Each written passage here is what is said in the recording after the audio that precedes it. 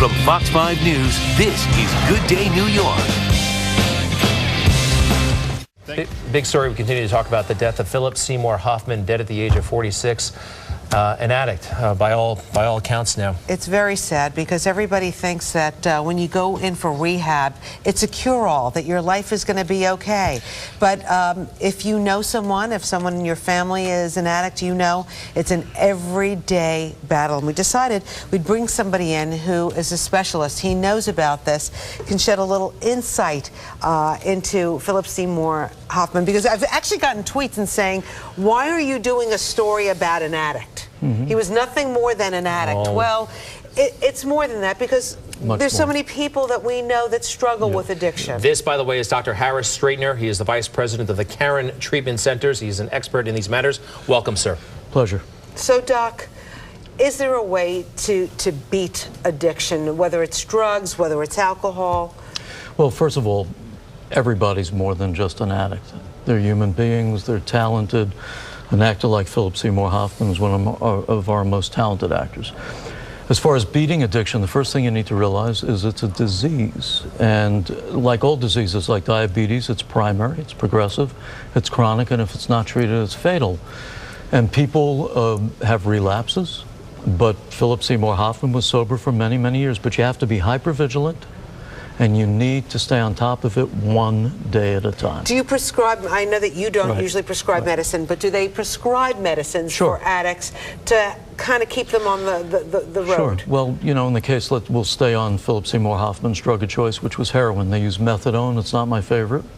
But one of the new ones is buprenorphine, which is an opiate agonist. So it binds to receptor cells and it blocks some of the effects of the heroin. It's also known as Subutex, Suboxone, things like that. Roseanne and I were discussing this the other day. We were saying, like, he had everything, professionally, personally, 3 beautiful kids. Sure. Why would somebody like this do this? And I think you said, like, some people just like drugs, liked the feeling. Is that possible, or are they trying to fill some sort of psychological void? It's a multivariate answer. People may like the high, certainly heroin addicts do, but also there's usually a genetic predisposition somewhere, and it could be somebody in the family who's alcoholic. There could be psychiatric issues that are being self-medicated. There could be issues of psychosocial and environmental stressors. I think Mr. Hoffman was going through a separation.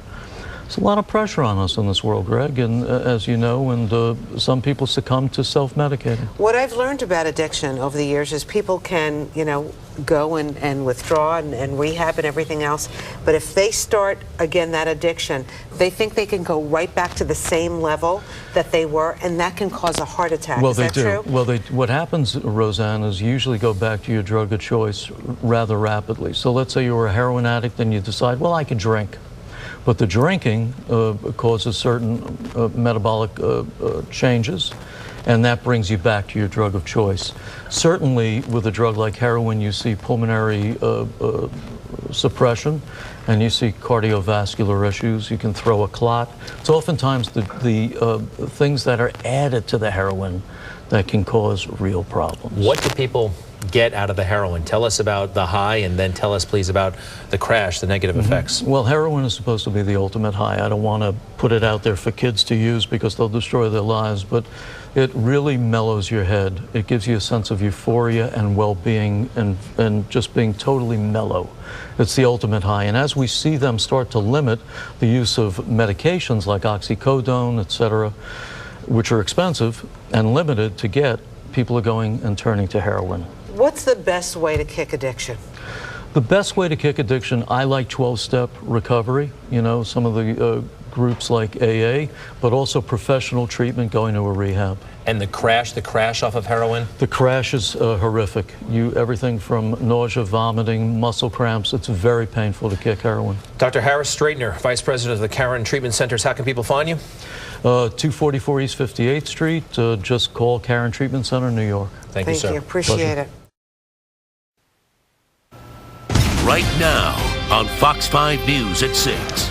The death of Phillip Seymour Hoffman, not only shocking, it's yet another high-profile casualty in a losing battle waged against heroin. As Lisa Evers shows us, from the suburbs to the city, heroin has become a major problem. My law enforcement sources tell me that police are trying to track down a drug dealer who sells a brand of heroin called Ace of Spades. Sources say that was the name allegedly stamped on drug envelopes found in the Oscar winner's apartment. Academy Award-winning actor Phillip Seymour Hoffman appeared to have it all. Fame, friends, and a family who loved him. It all came to a tragic end on Sunday when he was found dead in his $10,000 a month West Village apartment with a needle stuck in his arm. It came as a shock to many, even though he reportedly battled addiction and as recently as last spring did a brief stint in rehab. Heroin use is more than a habit, says Dr. Harris Straightner. Scoring heroin, preparing heroin, heating it up, liquefying it, preparing your arm, tying off, injecting, that becomes a ritual. Police sources say tiny glassine envelopes containing individual doses of heroin, selling for $6 to $10 a hit, were found in his West Village apartment. Some bore the name Ace of Spades, a brand not seen by Brooklyn heroin users and the DEA since 2008. DEA Special Agent in Charge James Hunt told me branding is key to a dealer's illicit business plan. The brand name basically signifies a dealer or a group of dealers. They put their mark on the product like any other businessman would. They want the addicts to come and get their product. So that's the reason for them doing it. It's to differentiate themselves from other dealers. He says the city is flooded with heroin, as evidenced by a bust they made last week. $8 million worth of heroin seized from a New Jack City-style drug mill inside a Bronx apartment. DEA agents seized decks, or 10 packs of heroin, and the stamps with the brand names, even one for the NFL. The city health department tells me that heroin-related deaths have skyrocketed 84% from 2010 to 2012. I spoke with a recovering heroin addict who told me he did not want to glorify the drug, but wants to warn others how easy it is to get hooked. It's like a rush. You relax, you're nice. You just be nice. You feel real good and stuff like that. Doctors for the city medical examiner are investigating Hoffman's death and should have toxicology results by the end of the week. In Chelsea, I'm Lisa Evers, Fox 5 News.